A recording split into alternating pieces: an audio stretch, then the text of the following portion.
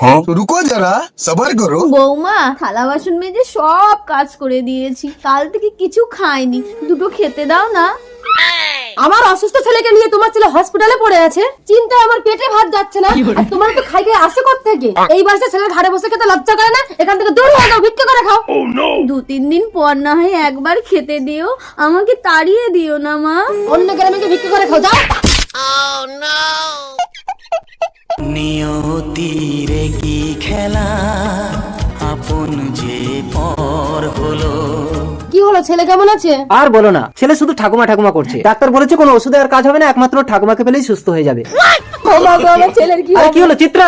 মা মা কোথায় গেল?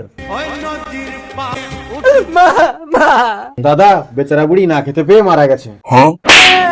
রে